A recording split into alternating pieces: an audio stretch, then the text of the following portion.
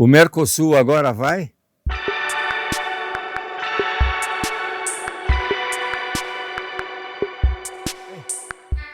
Essa semana, o presidente Lula, reunido na Europa com os membros da Comunidade Europeia, colocou a situação do Mercosul para uma solução definitiva. É importante a presença do presidente lá, apesar das gafes que ele cometeu, mas eu acho que é importante nesse momento a gente discutir os aspectos importantes para o Brasil, porque a gente sabe que ele comete isso, já cometeu nos outros governos dele, gafes estrondosas, que de uma certa forma envergonham o Brasil, mas por outro lado vamos deixar isso de lado, vamos falar sobre realmente o que interessa ao Brasil. Bom, essa história do Mercosul é uma novela interminável. Ela começa lá com o Sarney, com o Alfonsin, tentando fazer um bloco econômico, porque naquela época estava em voga no mundo a formação dos blocos econômicos. Alfonsin e Sarney começam a ideia da criação desse bloco, que depois foi sacramentado pelo Collor. Depois, Fernando Henrique também incentivou a formação do Mercosul, mas o problema é que o Mercosul nunca saiu do papel porque as economias brasileiras e argentinas, que são os dois maiores representantes desse bloco, sempre tiveram problemas. Nós tivemos problemas, há quantos anos nós temos problemas? São duas economias frágeis. Para ser bloco econômico, precisa ter uma economia sólida. O Brasil, de uma certa forma, se distanciou dessa crise, apesar de nós estarmos ainda com crise macroeconômica, mas o Brasil se transformou num grande player internacional na questão da exportação de commodities. E isso fez com que se voltassem a falar sobre a questão Mercosul, né? Algumas tentativas foram feitas, mesmo no governo Lula, depois no Sarney, mas ficou nisto aí em função, basicamente, das economias fracas da Argentina e do Brasil, nas crises. A crise de 2008, de uma certa forma, paralisou todas essas negociações. Bom, hoje o panorama é diferente. Né? Nós temos um presidente que tem trânsito livre no mundo, isso é muito importante. É um presidente que todo mundo quer conversar com ele, porque hoje nós somos um grande play, nós hoje abastecemos o mundo depende do Brasil, em parte, né? Não toda essa coisa como se fala que o Brasil alimenta o mundo, isso é balela. Quer dizer, o Brasil tem uma grande participação no fornecimento de produtos, né, alimentícios, de proteínas animais para o mundo. Isso é um fato inegável. A questão do petróleo, a questão dos minérios. Enfim, o Brasil se posicionou, apesar de toda essa anarquia econômica, macroeconômica que nós passamos nesses últimos 40 anos, mas o Brasil se despontou, surgiu, né, com esse poder extraordinário no agronegócio de commodities.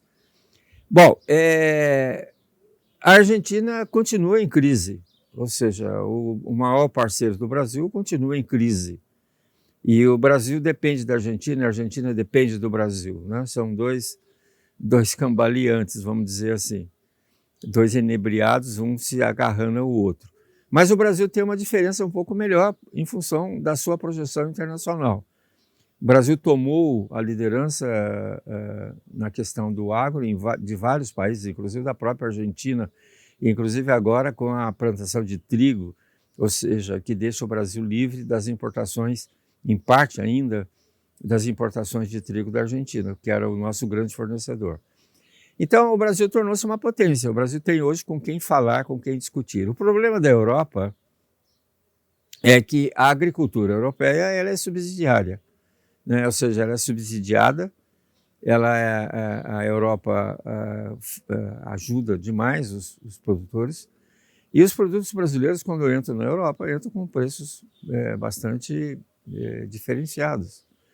Então, há uma certa insegurança da Europa em abrir o mercado para o Brasil em função exatamente da alta produtividade e dos baixos custos do produto brasileiro. Esse foi o grande obstáculo. O problema é que agora surgiu um outro elemento nesse tablado, né, nesse tabuleiro, vamos dizer assim, de xadrez, que é a China. O Uruguai está abrindo as suas portas para a China e a China vai entrar na América Latina através do Uruguai.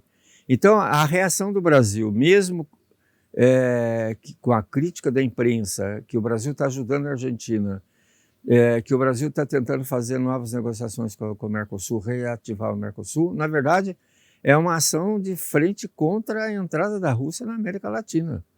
E ela vai entrar, e entra com facilidade, porque as economias dos países sul-americanos estão com dificuldades, e ela vem com um poderio incrível, não só tecnológico, como também financeiro. A criação do BRICS, em contraposição ao Fundo Monetário Internacional, é uma reação da China ao bloco sul-americano.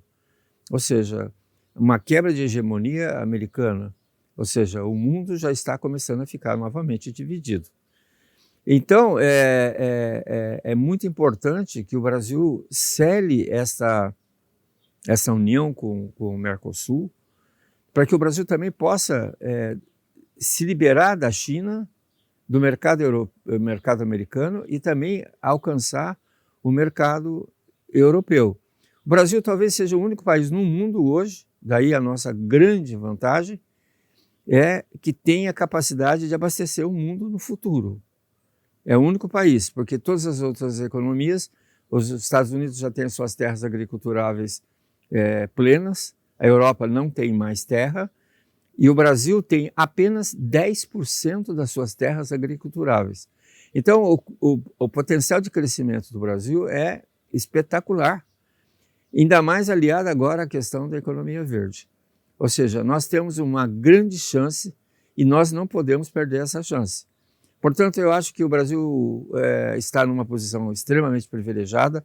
É importante a participação do Brasil, mesmo Lula com suas gafes internacionais, mas é importante o Brasil se destacar, é importante o Brasil entrar nesse consenso, porque é a única saída que nós temos, uma nova saída, né, um novo ciclo econômico que o mundo também não conhece.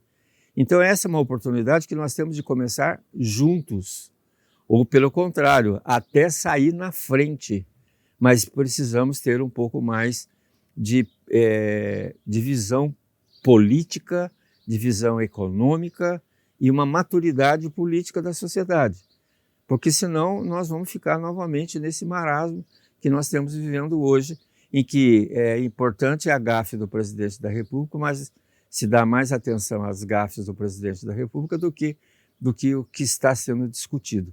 É lógico, ele é meramente um interlocutor, ou seja, o Brasil está preparado para receber esse novo mercado, tem potencialidade para tudo, né, sobre o aspecto macroeconômico, ou seja, falta apenas nós entendermos todo esse funcionamento. E nós estamos muito próximo de uma nova realidade.